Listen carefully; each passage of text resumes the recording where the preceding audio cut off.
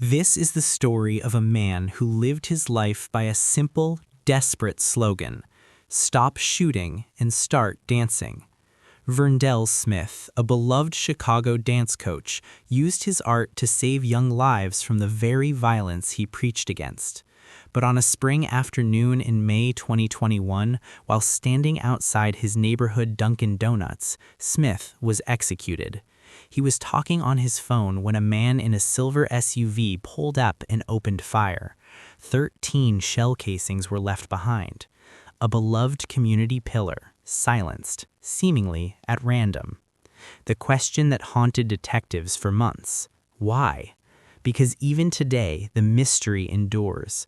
It is not known whether the victim and his killer had ever exchanged a single word.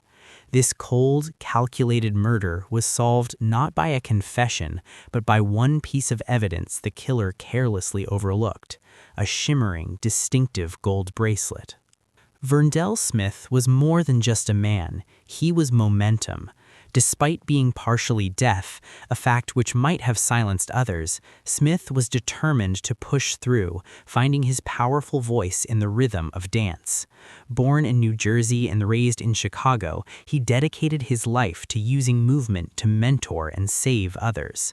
He was a lifeline for kids with nowhere to go, and even provided food and clothing for the homeless near his studio. His life was defined by the fight against gun violence, yet it was gun violence that found him. At 32 years old, Verndell Smith was shot multiple times in his leg, arm, forehead, and torso in a brutal public attack in the 7400 block of South King Drive. He was rushed to the University of Chicago Medical Center, where he was pronounced dead. The sheer violence of the attack suggested a deep personal hatred, but detectives soon realized they were dealing with something far more terrifying.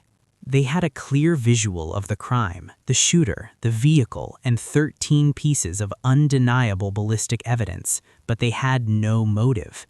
They had a brutal murder committed in daylight, yet they could not determine if the victim, Verndell Smith, and the gunman, Deontay Kimberly of West Pullman, had ever actually interacted before the trigger was pulled. Could a murder this savage truly be random? The hunt for the killer, Deontay Kimberly, began immediately.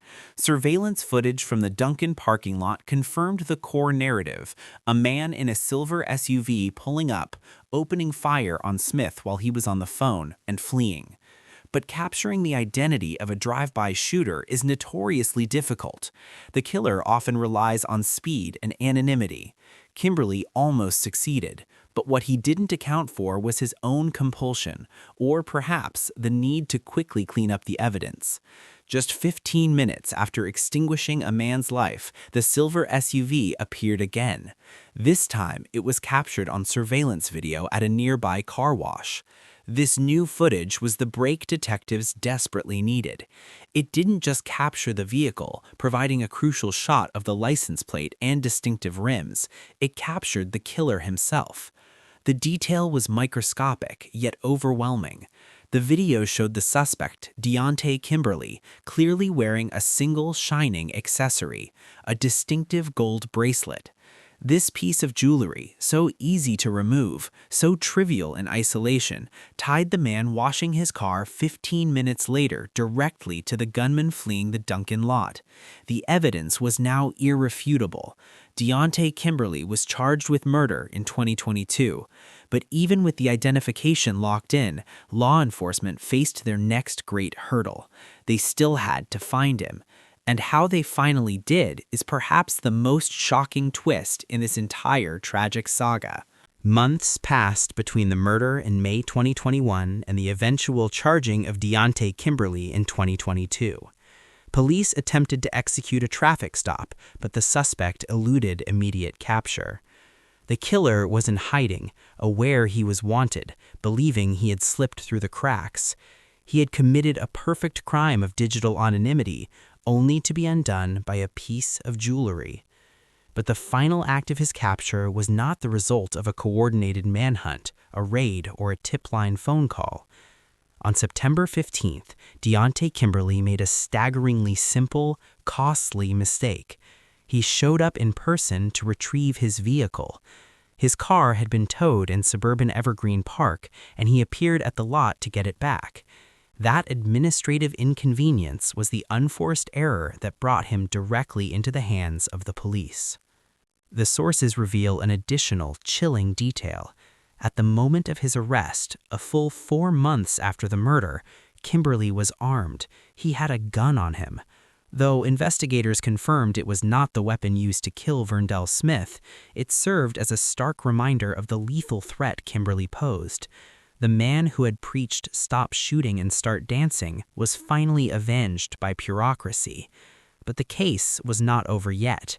The court offered one final opportunity for closure, or for denial. In December 2025, Deontay Kimberly stood before the court. He was sentenced to life in prison for the murder of Verndell Smith. He also received an additional 4 years for the aggravated discharge of a firearm. Kimberly, however, did not accept the judgment quietly. Immediately following the sentencing, he filed motions for ineffective counsel and requested a hearing to reconsider the verdict. These motions served as the final attempts to rewrite the definitive truth established by the surveillance camera and that gleaming piece of gold. Verndell Smith, the coach who helped others pursue their dreams even while partially deaf, achieved his life goal of spreading light. His sister, LaToya Smith, hoped he would be remembered for that determination. His dreams, however, were tragically cut short by the very violence he fought against. Deontay Kimberly now faces a life sentence.